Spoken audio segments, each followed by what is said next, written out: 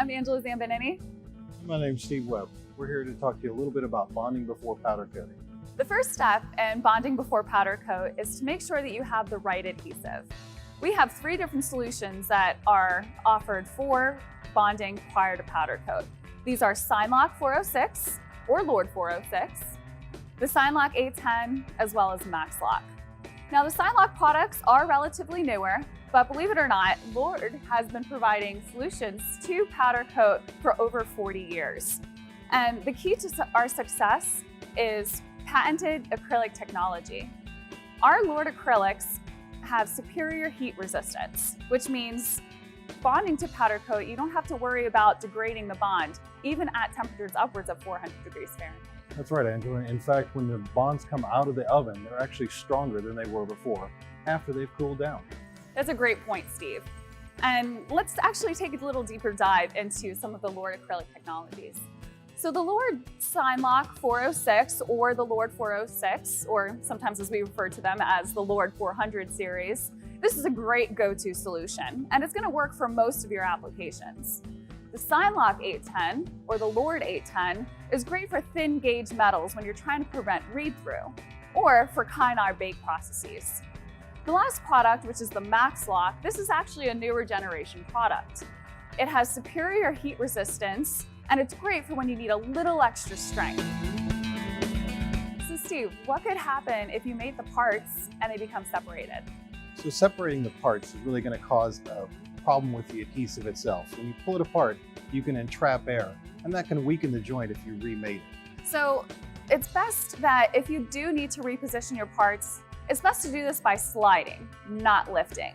However, we understand that mistakes can happen, so if you do need to lift the parts or completely reposition them, it's best to completely remove the adhesive, wipe off with alcohol, and then start again, just to ensure that you have good bond integrity prior to going into the oven. Exactly. And now's the time to really begin clamping the parts together to ensure they don't come apart. So clamping's fairly straightforward. You can use normal C-clamps, mechanical fasteners, small screws, rivets, etc., or just simple weight prior to going into the oven when they're bonding. So it's important to remember that the handling time or the clamping time will vary depending on your parts. The heavier or the bigger the parts, the more that you're going to have to keep your parts clamped or fixtured. So Steve, you gave some really great recommendations on types of fixtures, but what methods are there for fixturing? Could you start from one end and just work towards the other? Good point, Angela. So yes, you can certainly, that's one way to do it. You can begin clamping or adding weights to the part, working your way to the end. And then you can also work from the center outwards. Anyway, will generally work pretty well. So is there any wrong way to clamp or fixture? That's actually a good point. Yes, there is. So if you clamp the parts on both ends and constrain the part from moving around and then work your way towards the center, you're actually more likely to bond in residual stress or basically a bow into the surface. And that's the one thing you don't want to do prior to going into powder coating.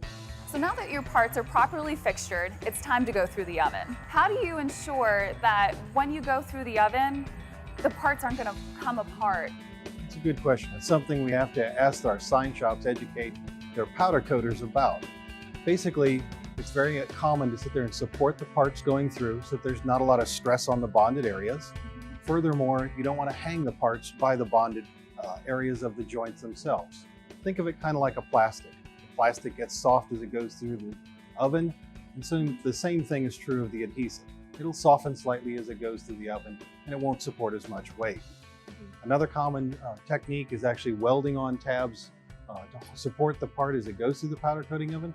You can certainly still weld on tabs, but you don't want to bond on tabs. The tabs typically will not have enough strength to support it.